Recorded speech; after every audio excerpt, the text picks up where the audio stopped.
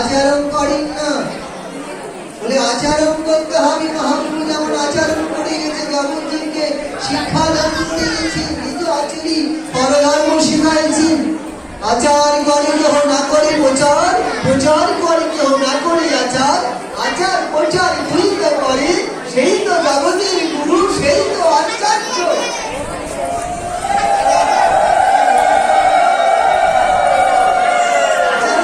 প্রচার করতে হবে, তাহলে ধর্ম রক্ষা হবে।